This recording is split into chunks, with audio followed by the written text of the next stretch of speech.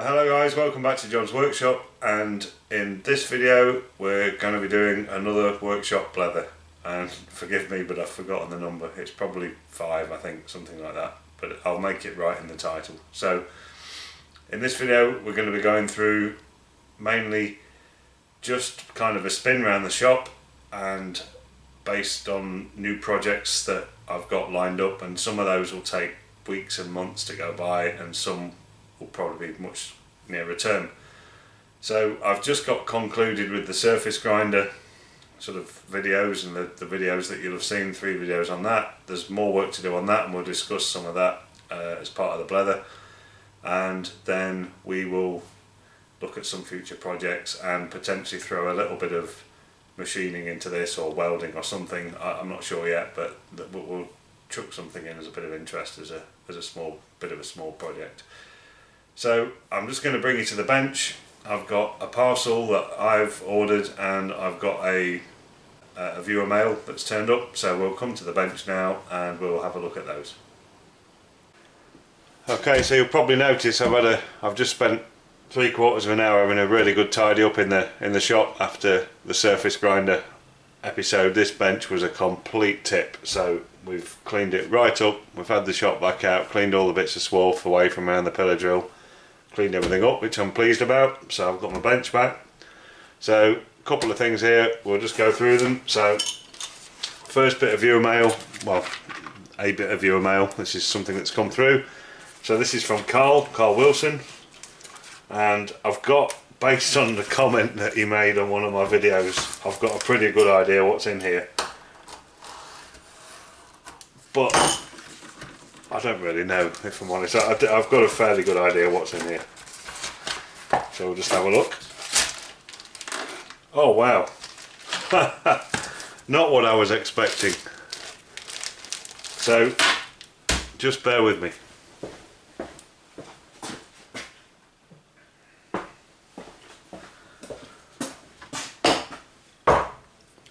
One of my other subscribers, and again I forget, apologies, I think it could be Dell. There's that many now that I'm starting to get a bit mixed up, but I think it might be Dell, who said, for God's sake, do something about those screws that you've got in your boring bar holder, because they're frightening me to death every time I see them coming up near the front of the chuck. And I can probably imagine why. It's not good practice, I know that, and it's just one of those things. I lashed it together quick, it's doing the job. It's not a good look, is it? So Carl put in the comments I'm going to send him something to fix that, and I was fully expecting like a bag full of M8 grub screws or something, but what Carl's actually sent, bless him, is the real McCoy. And these are the proper try not to drop them. These are the proper Dixon cartridge screws with the square on the top. So fantastic, thank you Carl, and there's a good number of those in there, so that's really good. I've got 2 or 3 holders where I've got the wrong things in them, so I did actually buy some key steel to make, well, key steel, square stop steel, it wasn't key steel, to actually make some of these, and I've just never got, it's one of those things I've just never got around to doing. It's, you know what it's like, you do something like that, it does the job, you stick with it. But you know, rightly so, I think it was Dell for pointing that out. If it wasn't Dell, apologise, whoever it was. You're spot on. That's really sloppy, bad practice. And so to Carl, thank you very much mate, much appreciated. I will, after I finish filming here, I'll put to rights my my bad practices. So brilliant, thanks Carl. Right, on to the next. So this is something I ordered. Fairly good idea what's in it.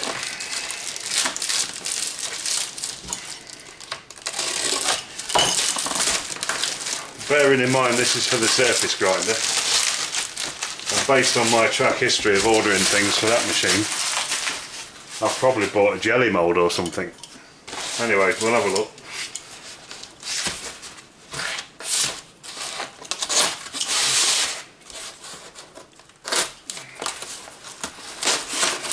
So this has come from Midland Abrasives. They're down Birmingham way somewhere.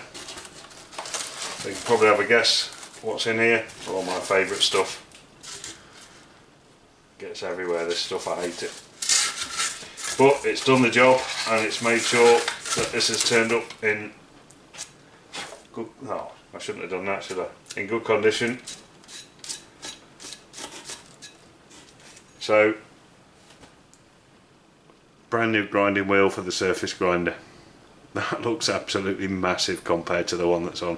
So it's the same grit and same specification as the one that's on the machine at the minute.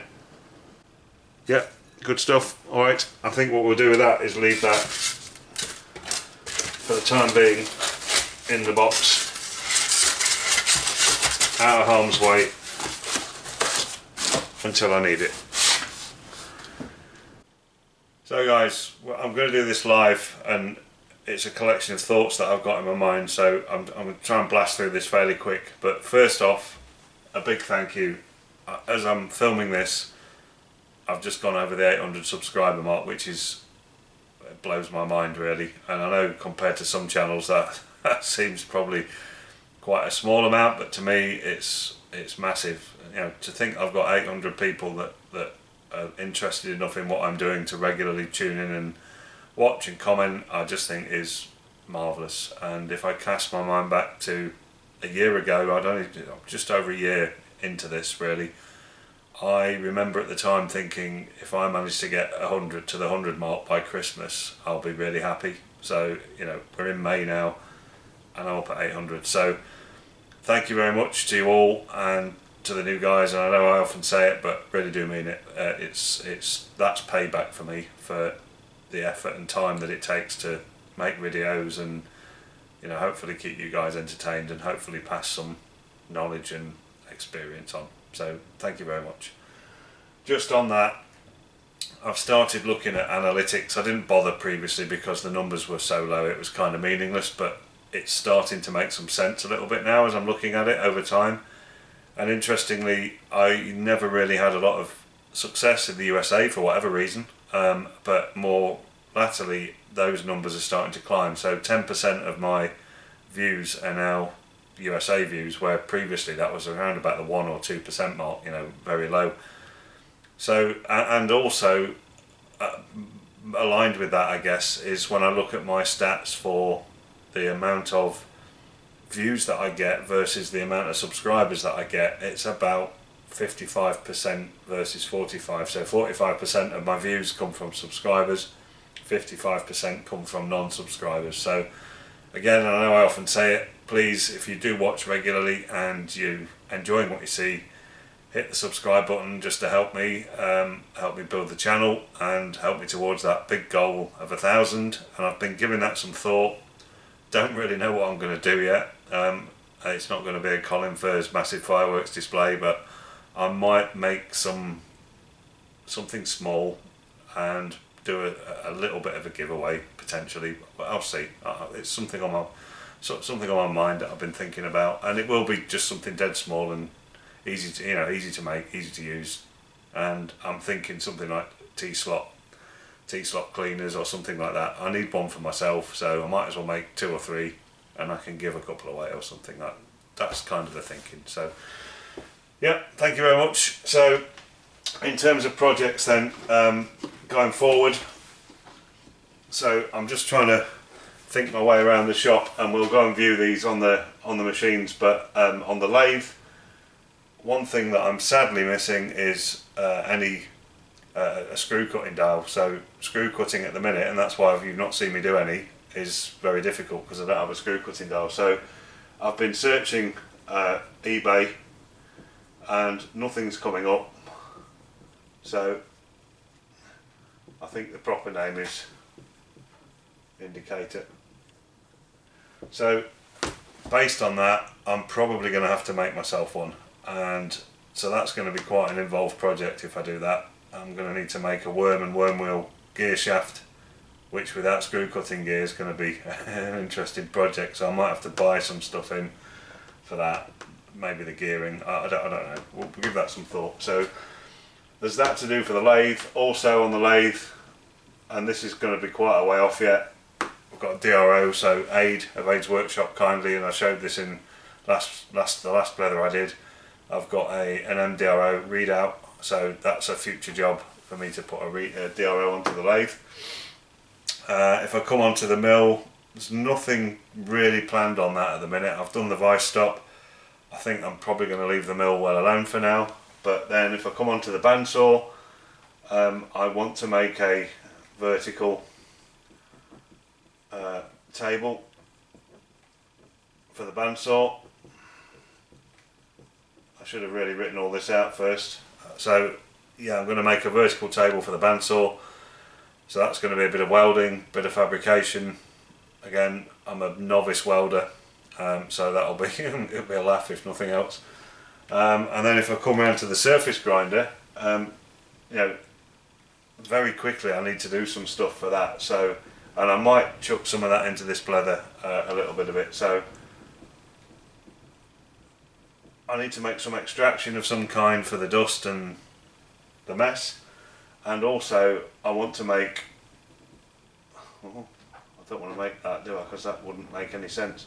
I want to make a guard of some sort for the end of the surface grinder, at least, where all the muck travels towards. So I want to make some kind of guard that sits around that end to try and control anything that gets past the extraction, so that it doesn't travel out into the rest of the shop. So again, sheet metal work, welding, that should be another giggle. So I could go on, there's loads of other stuff, but they're kind of the main ones. And the surface grinder, you know, these two are probably going to be in the next 2 or 3 weeks, depending on material availability. I need to probably order some stuff in. The vertical table for the bandsaw is probably going to happen in the next 2 or 3 weeks, potentially as well. DRO a bit further out, screw cutting indicator, who knows when. That needs a bit more thought. And then, as I said, there's lots of other things like T-slot cleaners. I want to make some new soft jaws for my bench vise, because the ones I've got are too big and they keep dropping off and they fall on the floor, and I pick them up and crack my head on the vise on the way back up. I've about had enough of those, so I want to make some proper vice jaws. And I've also, there's lots of other things I want to start looking at for my chuck jaws on the lathe. I want to start to see if I can buy some base jaws with the same scroll on the back, or even, now I've got the surface grinder, make some base jaws with the scrolls on the back, so that I can then bolt to the front of those soft jaws. I can then make some soft jaws up, and I can have soft jaws for the lathe. So very important, and something that I'm sadly missing at the minute. So that's another sort of project. And then I've got a very big one that's upcoming that is going to be a way off yet, just because of finances and funding. It's now very apparent, to get the best use out of my surface grinder, I need to be able to harden and temper stuff. And at the moment I've got a wood burner in the house, which is not very controllable from a temperature perspective. So I am going to attempt to make myself a furnace, and from what you know about my knowledge of electrics, that should be a proper giggle, because there's quite a bit to think about there on a furnace. But I want to make a fairly smallish furnace, nothing too big, but probably with about, I don't know, 8-9 inches of depth and, I don't know, 5-6 inch sort of capacity, so quite a small one, for parallels and bits and pieces like that, so that I can do some heat treatment in here in readiness for then taking stuff to the grinder to be able to grind it. Now I've got the surface grinder. So, and then that's going to open up loads more things that I can then make in terms of tooling and things like that. I can make some proper Dixon cartridges for the lathe that are hardened and tempered and ground rather than milled, and loads and loads of other opportunities. So, but that's, again, that's quite a few weeks or months away before funds have recovered from the recent purchases that I've had to make, both in the workshop and in the house.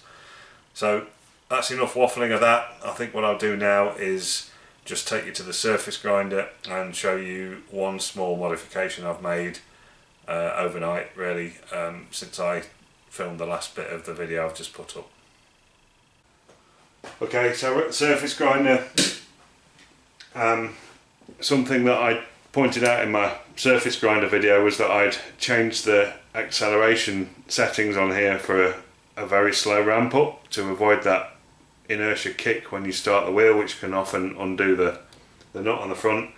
What I was struggling with was the deceleration, trying to get it to slow down equally slowly, and I've done a bit more reading up, found the proper setting now, had a bit of a play just now, so I'll just show you both acceleration and deceleration. So if we set it to run, you can see there's a nice slow start up, and that will take a good few seconds to get up to speed.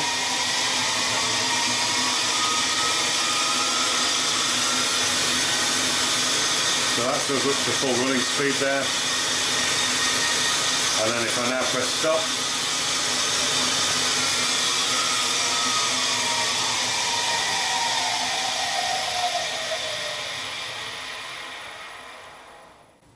and I think that's smashing. So that's a nice gentle acceleration and deceleration of the grinding wheel.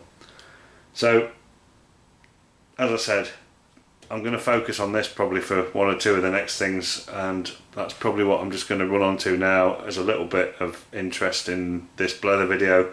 And I'm probably just going to start walking through potentially some thinking around the extraction on here, maybe where I can fit it. I might do a bit of measuring up on camera, source a bit of steel for the very end, the spout bit that's going to do the collecting, and we'll probably show a little bit of the manufacture of that in this blether video. Right, I've had a bit of a stare at this and a bit of a sort of rough pencil sketch around some materials that I've got in the shop left over from making the welding trolley. So here's my thinking, and this may mature yet. I've got some 50 by 50 box section, so the plan is to cut, and I've never done one of these joints, but to cut a V at 90 degrees in the box section and bend the end bit round, so that's going to give me basically a spout that's facing the wheel for collecting the dust and grinding dust and what have you. So I'm thinking about that, and then I'm thinking, right, well, however I fix that, it also needs to be adjustable up and down. So as the wheel wears, or as you dress the wheel and it gets smaller, you obviously need to be able to lift this up so that it clears whatever's on the surface of the table. So it needs to be adjustable. So that's kind of, I think that would work, and that's kind of almost like what you'd get on a Jones & Shipman 540. I think there's slightly bigger aperture on them, but they're a bigger grinder, so I'm sure that will be absolutely fine.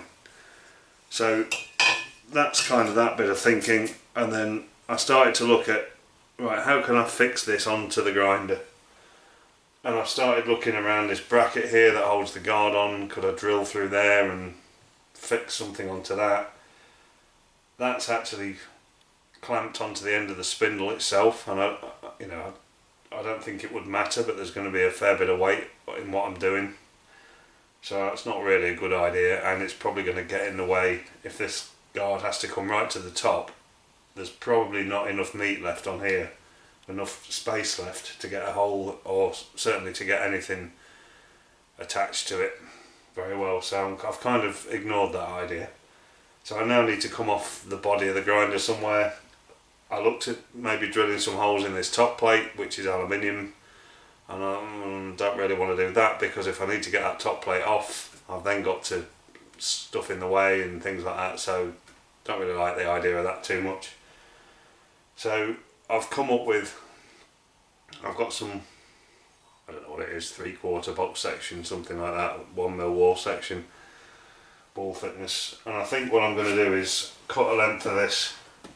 Now, it's hard to show where it will be, but cut a length of this, and it'll be higher up, and actually drill 2 holes through the side of the casting here and fix that to the side of the casting, and then do another one of the kind of the 90 degree cutouts and bend it at 90 degrees so it's now coming out this way, and then the plan then being on the back of, so we drill, so the bit that comes out this way, we drill a hole through the middle of it, and on the back of the tube that I've just shown you, and I need to watch my fingers with this, there's a bit of 6mm plate offcut from the top of the welding table, welding bench, and there's some really nasty burrs on this.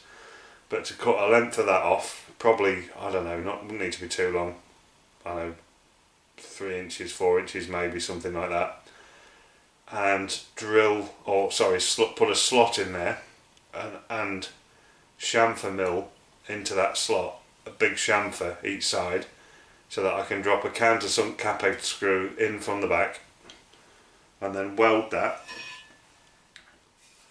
to the back of, well, either weld or bolt it, I've not decided yet, but weld or bolt that to the back of the tube, which then makes that countersunk screw captive, because the countersunk head would be, you know, in the back here, so it would be captive, and then fix that to the bit of box section that's here, so that it fits over the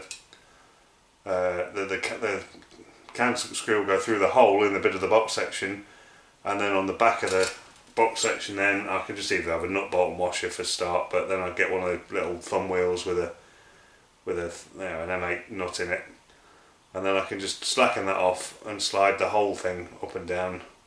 That's kind of my thinking. My nervousness is these are big bits of steel. I think once I get them cut down to shorter lengths, obviously they're going to be much lighter, and I think, you know, screwed through to the main casting here, that should be more than capable of holding that bit of weight. But then there's also going to be the weight of whatever I put in the top of the box section, which is going to need to then, I'm going to need to make something that sort of translates from 50mm square box section down to the round diameter of my shop vac, so that I can plug my shop vac into the top of it. So that's the thinking. As I said, that may mature over the course of the week, but certainly I think the box section piece to make the spout, I'm quite liking that idea, so I think that's probably what I'll do for the rest of this blether video. Just very quickly and in sort of summary, I'll show you the cuts, the bend, the weld, and probably the finished product. So we'll get on with that now.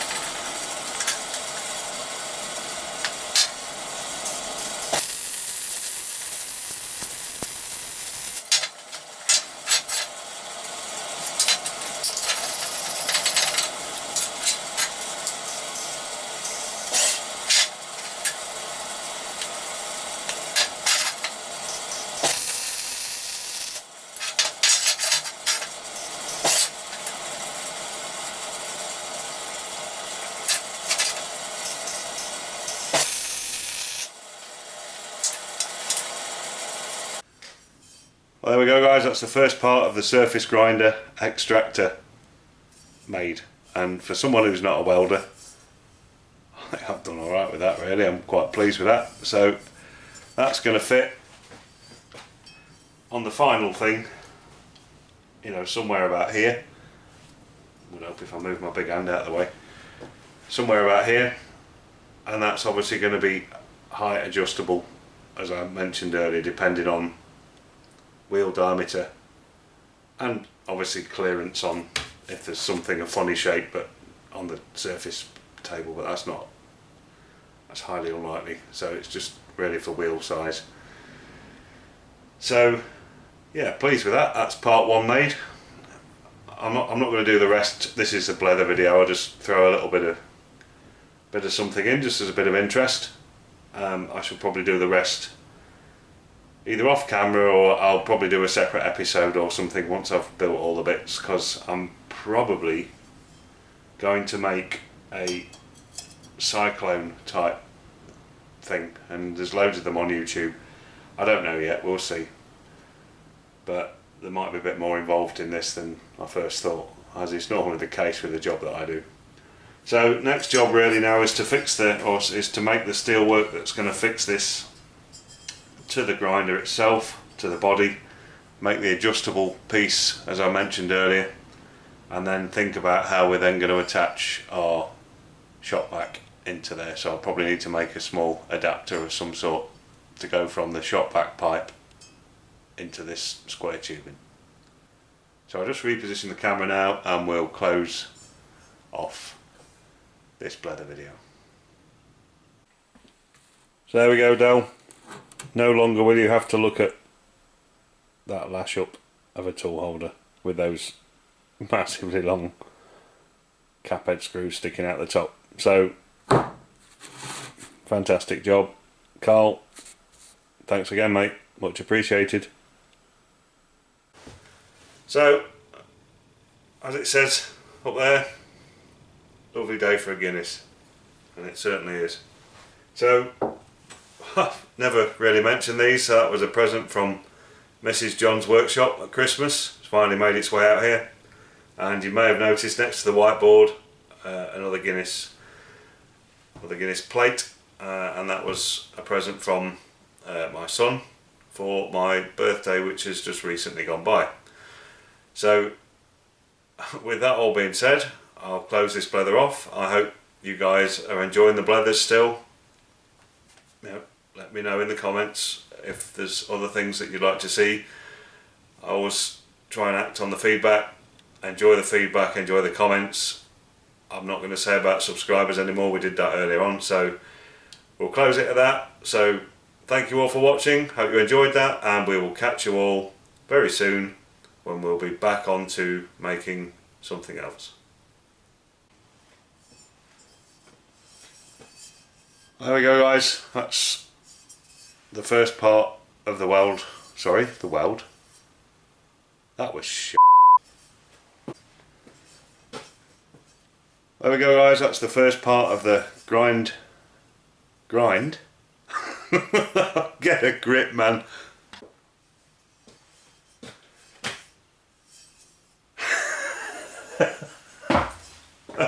Sake.